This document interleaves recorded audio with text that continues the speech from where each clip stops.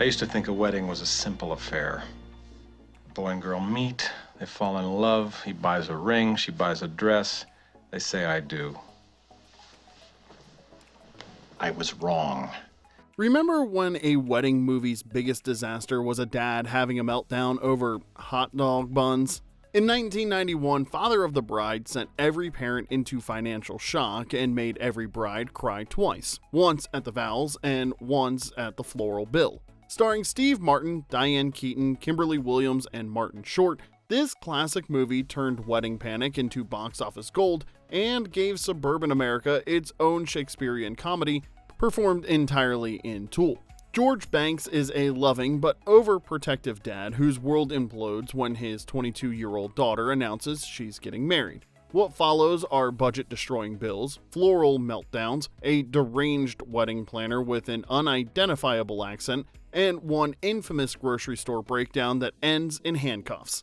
Today, we're counting down 15 weird facts about Father of the Bride, the movie that proved weddings will bankrupt you no matter how carefully you plan.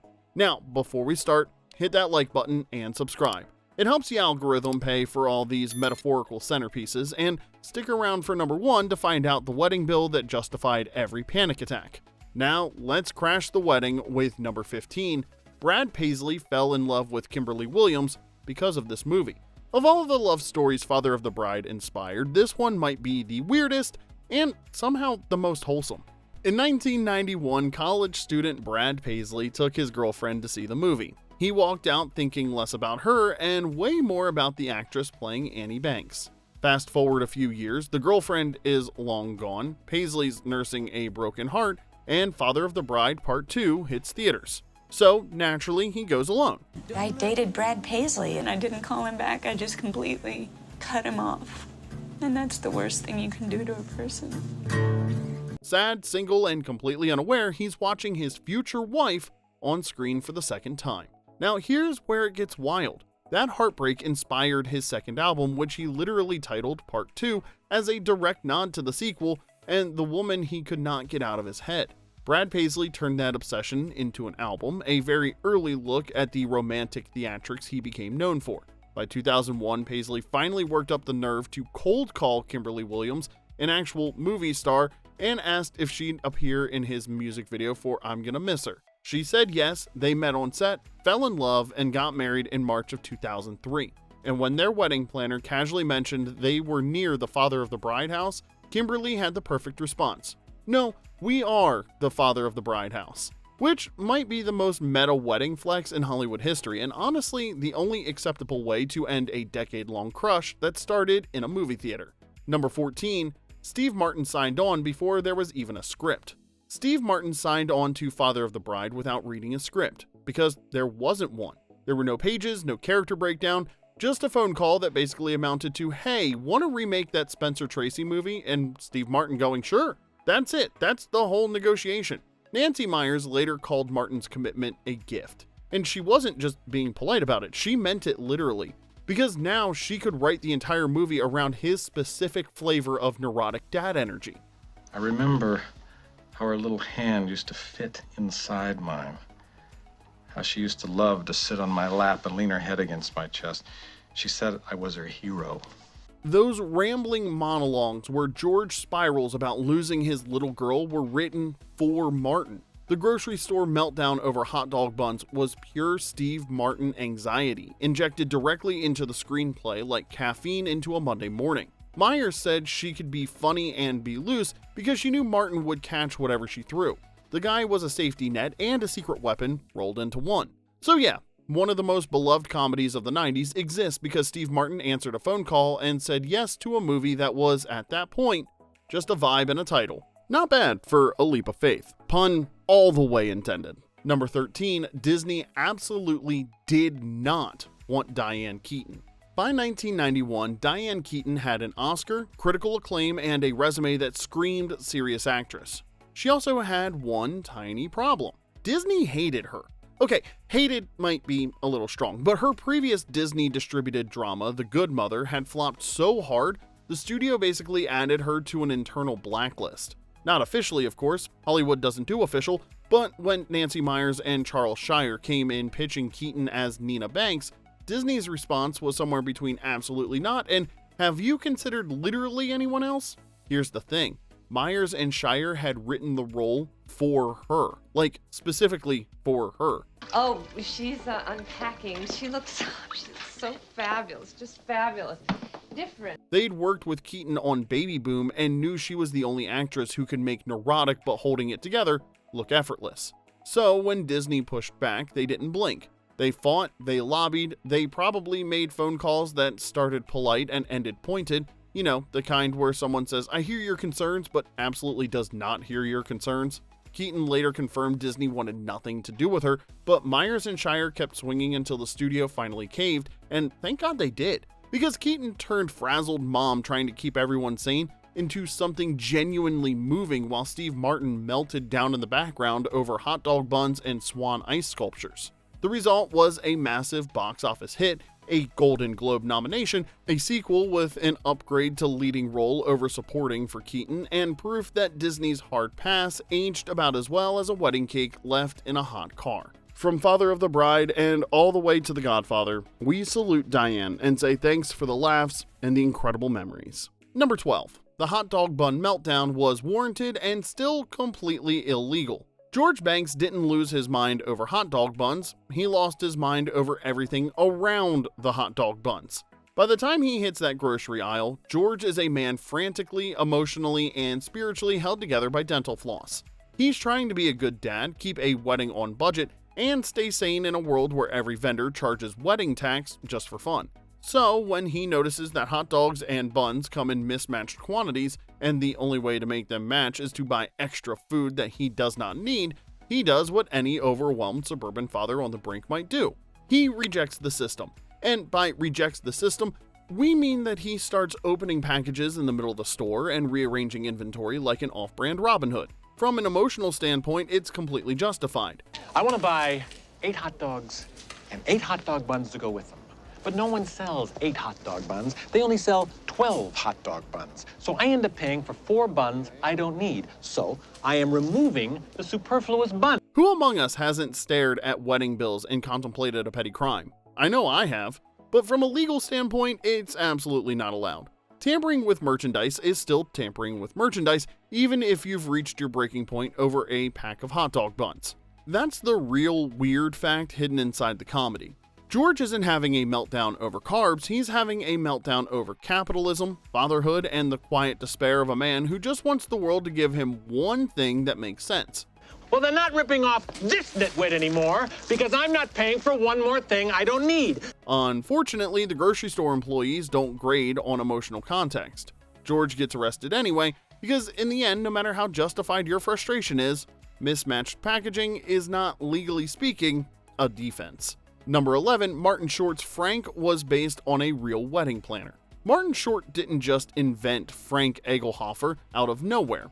He stole him from real life. Well, not really stole, let's just say he lovingly borrowed with theatrical embellishment. The inspiration was Kevin Lee, a real-life celebrity wedding planner whose client list reads like a tabloid fever fantasy. Brad Pitt, Drew Barrymore, Kim Kardashian, basically anyone with a publicist, a 6-figure floral budget, and a credit limit that makes accountants cry into their spreadsheets. Now, before filming, Short actually sat down with Lee to study the man in action.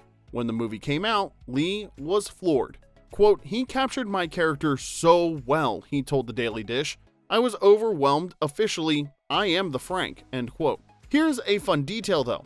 Short tried several versions of Frank's accent for director Charles Shire before they landed on the final one. I love the writings of the Holmes. They're very personable, very warm, and very fabulous. Oh, so genre 6, give us 7 months. German, French, some kind of hybrid that sounded like it came from a country that doesn't exist. Shire picked the most over-the-top option because, of course he did. By part 2, Short dialed it back a notch. He admitted the "wait, what did he just say?" gag had officially run its course. I mean, we have to admit, even comedy has a shelf life, and apparently so does a fake European accent. Number 10, the other Culkin who quietly collected all the awards. In December of 1991, a 9-year-old kid showed up in Father of the Bride as Matty Banks, the sarcastic little brother who practiced his wedding walk with crib notes scribbled on his palm and proceeded to steal scenes from Steve Martin. That kid was Kieran Culkin, but while his older brother Macaulay was busy being the most famous child on the planet, Kieran was quietly doing something arguably harder, being funny without being the lead. His screen time in Father of the Bride wasn't huge, but every line landed. What's the matter? You're up pretty late, aren't you? Yeah, I know. I'm just practicing. I wish I didn't have to walk Mom down the aisle. Hey, don't worry, you'll be great. Dry delivery, perfect timing, and 4 years later, he came back for part 2 at 13, still sharp, still effortlessly stealing moments from a cast of seasoned pros. And then he grew up to be Roman Roy. For anyone who hasn't seen Succession, Roman is the emotionally wrecked, perpetually scheming black sheep son of a media empire. He's vicious, he's damaged, and he says things that make you gasp and laugh at the same time. Kieran Culkin played him like he'd been waiting his whole career for the role. At the 75th Emmy Awards in early 2024, Culkin finally took home Outstanding Lead Actor in a Drama Series, his first Emmy after years of nominations and maybe next year conversations. Yeah, I just have to thank you for keeping my name in the conversation when nobody was talking about me, so as far as I'm concerned, this is yours. And he didn't stop there. The next year, he went on a full award season rampage. Golden Globes, Critics' Prizes, and then an actual Oscar for Best Supporting Actor in 2025 for A Real Pain. Not bad for the other Culkin kid in the background of a wedding comedy, quietly taking notes on his hand. Number 9, Kimberly Williams almost lost the role to Phoebe Cates. Kimberly Williams became America's Sweetheart Bride in 1991. She also almost didn't get the part at all. The role of Annie Banks was written for Phoebe Cates, but life had other plans. Cates got pregnant and had to bow out, leaving the production scrambling like a caterer who just found out the venue double booked. Enter a 19-year-old Northwestern sophomore who didn't really even want to be there. Kimberly Williams showed up to the audition more worried about catching the right L train back to campus than landing a movie role. She wasn't chasing Hollywood, she was killing time between classes, which honestly might be the most relatable audition story in film history. Out of 500 actresses, she stood out for what the casting team called her complete naturalness. I auditioned. I didn't know that over 500 women had auditioned for this part. I only saw 4 people in the waiting room, so I wasn't as intimidated as I probably would have been if I had known the truth. But here's the thing, Hollywood loves to mess with people. Williams was told she didn't get the part. Over. Back to the dorm, back to midterms, thanks for playing, and then the phone rang again. Actually, can you fly to LA for a screen test? Just like that, a college junior went from cramming for exams to sharing scenes with Steve Martin and Diane Keaton and became the face of every father's quiet nightmare, the daughter who's suddenly old enough to get married. Number 8, the Pasadena house that became a tourist attraction. Now you can't talk about Father of the Bride without talking about the house. That white colonial at 843 South Molino Avenue in Pasadena wasn't just a set, it was a character. The kind of house that made every viewer pause and think, wait, what exactly does George Banks do for a living? Athletic shoe manufacturer, apparently. The production team scouted over 100 homes before landing on this one. The lawn was immaculate, the basketball hoop was perfectly placed, and the whole thing screamed upper middle class dad who definitely has opinions about the thermostat. It fit George Banks like a glove, and then the movie came out and things got weird. The house became a full-blown tourist attraction. Tour buses started rolling through the neighborhood. Fans showed up wanting to take wedding photos in front of someone else's home. When the original owners sold in 1999, they got $950,000. The buyers reportedly told their realtor they wanted a house just like the one in Father of the Bride, so they bought the actual one. Problem solved. Today, that house is worth close to $3 million. The current owners have fully embraced it. They've sent out Christmas cards featuring the movie's logo. They rolled out the red carpet when the crew came back for part 2. They even rebuilt the white picket fence just to keep it screen accurate. I planted this grass. I built this fence. I broke that window with a Frisbee. At some point, you stop fighting it. Your house isn't really yours anymore. It belongs to everyone who watched George Banks lose his mind over wedding costs and never forgot that kitchen. Some homes have history. This one has an IMDb page. Alright, we're going to take a quick pause because I have a question for you. What's the most chaotic wedding you've ever been to? Drop your answer in the comment section below, and while you're there, hit that like button and subscribe. Now let's get back to the countdown with number 7, the blender breakdown that took dozens of takes. Now, you know the scene. Annie's getting married, everything's supposed to be perfect, and then a blender breaks and she completely falls apart. On screen, it looks effortless. That's because it was. Kimberly Williams was 19 years old, barely out of her Northwestern dorm, and she was absolutely terrified. She couldn't cry on cue. The scene required tears. Big, emotional, and Williams had nothing. Take 10, nothing. Take 20, still nothing. 30, 35, 40. Somewhere around 4 dozen takes later, she finally broke. It started out as nothing really. He gave me a present. It's our 8-month anniversary today, and he gave me this look. Williams later admitted what was running through her head. I don't belong here, I'm failing in front of Steve Martin and 50 crew members, and everyone knows it. And that thought was exactly what finally broke her. After they finally got the shot, Steve Martin leaned over and offered some wisdom. Welcome to Hollywood, you're going to need a good therapist. He wasn't wrong. Number 6, George Newbern's real wedding left a mark on screen. Now, here's a detail you probably missed, unless you were the kind of person who paused VHS tapes to analyze actors' hands. No judgment, we've all been there. During the wedding scene, George Newbern has a visible tan line on his ring finger. Not from the movie, but from his actual wedding. Newbern had married actress Marietta DePrima in 1990, right before production started. So when he filmed the Father of the Bride wedding, he wasn't pretending to be a nervous groom for the first time. He'd already been a nervous groom. The tan line was proof that his real ring had barely come off. That was not exactly method acting, it was more like scheduling coincidence that worked out great. But wait, it gets better. Newbern's real father-in-law is also named George. In a 2020 interview, Newbern admitted the parallel made playing Brian weirdly personal. He wasn't really acting, he was just reliving it with better lighting and a bigger catering budget. Number 5, the pool scene took 10 takes to get right. Now, we know you remember this scene. George Banks shows up at the Mackenzie's Bel Air mansion, gets cornered by 2 Dobermans, and ends up fully clothed in a swimming pool. It's pure slapstick perfection, but also a complete nightmare to film. The production team scouted over 300 mansions before finding one that screamed old money intimidation. 300 for one scene. Hollywood budgets are a fascinating thing, but finding the mansion wasn't the hard part. The hard part was getting 2 professionally trained Dobermans to shove Steve Martin into a pool on command. Sounds simple, right? Dogs are smart, trainers are skilled, Steve Martin is a professional who will absolutely commit to the bit.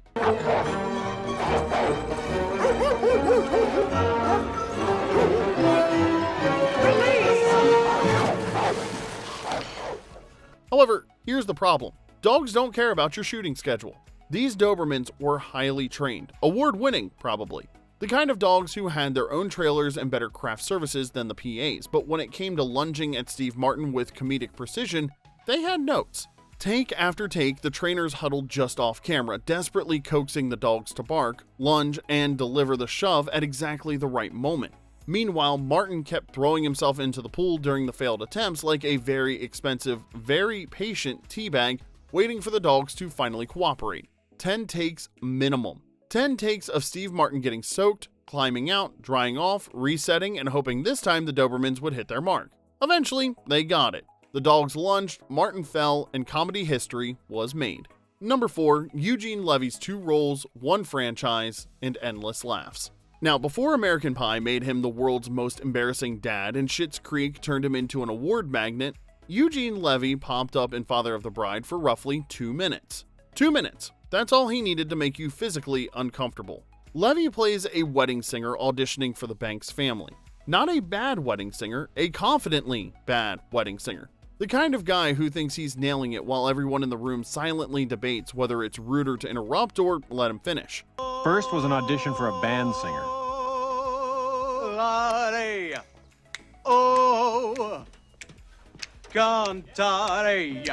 You can actually watch Steve Martin's soul leave his body during this scene. George Banks sits there, trapped by politeness, dying inside in real time while this man belts his heart out like he's one audition away from Carnegie Hall. The scene is maybe 120 seconds long, but the secondhand embarrassment is eternal.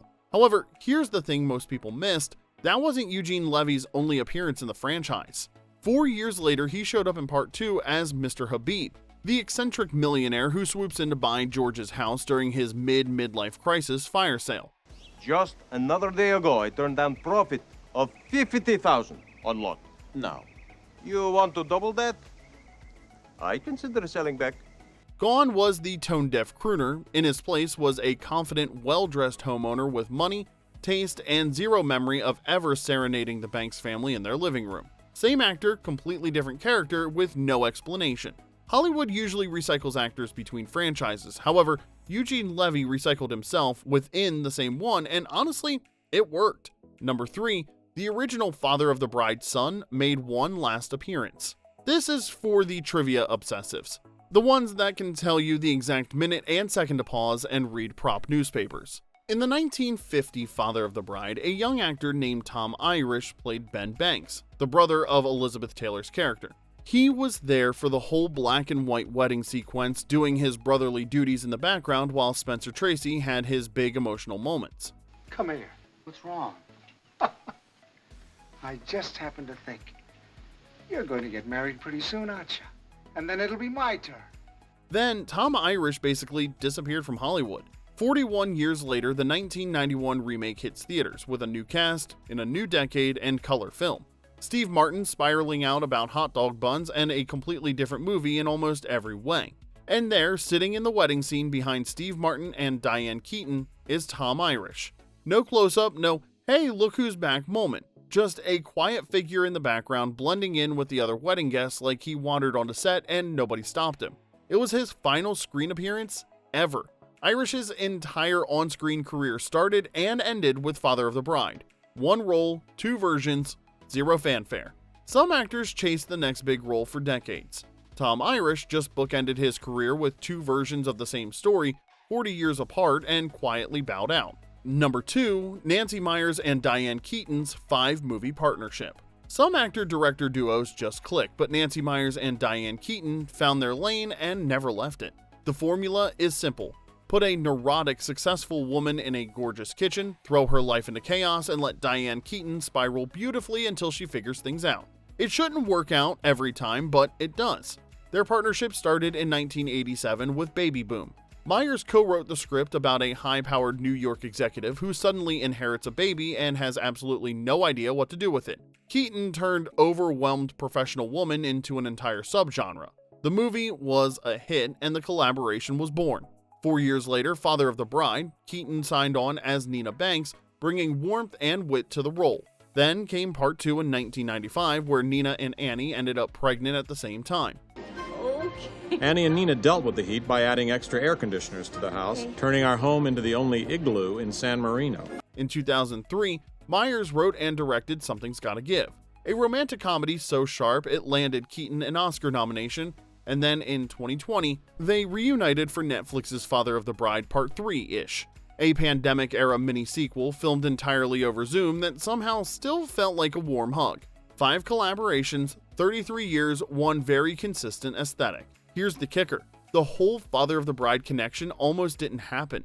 Steve Martin loved Baby Boom so much that he personally pushed to get Meyers and her then husband Charles Shire attached to the remake. His instincts were better than most studio executives, which, let's be honest, is not a high bar to clear, but still, credit where it's due. Number 1, the Banks wedding cost $250,000. Every time George Banks complained about the wedding budget, audiences laughed. Oh, George, it's your daughter's big day. Lighten up. Here's the thing. George was right. The wedding in Father of the Bride cost approximately $249,000 in 1991 dollars. $250 a head means for the 4 of us to attend this wedding in our own home will cost $1,000. Therefore, we are not getting up from this table until we cut this list down to the bare minimum. That's before inflation turns that number into something even more horrifying. For context, the average American wedding in 1991 ran about $8,000. Annie Banks' wedding cost 30 times that. The Banks family threw a party that could have funded 30 other couples' entire wedding days, which is no wonder why George was sweating through his tuxedo.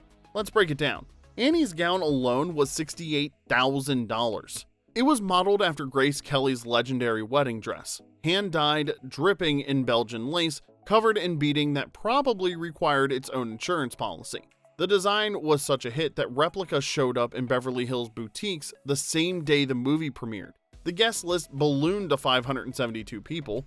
An intimate gathering wasn't in the Mackenzie vocabulary. At $250 a head, that's over $143,000 in catering alone before anyone cuts into the cake. Ah, yes. Let's talk about that cake. $1,200. George's rant says it best. A cake is made of flour and water. My first car didn't cost $1,200, and honestly, the man had a point. Add it all up and you've got a $250,000 wedding in 1991 that could have bought an actual house in most of America. A nice one with a yard, mind you. Instead, the Banks family spent it on swans, lace, and enough catering to feed a small army. But hey, Annie looked happy and George only had one breakdown in a grocery store, so maybe it was worth it. It wasn't, but love makes people do financially questionable things. And there you have it. 15 weird facts about Father of the Bride. Which fact surprised you the most? Let us know below, and don't forget to like, subscribe, and hit that notification bell so you never miss another trip down the nostalgic aisle. Until next time, this is Remember When.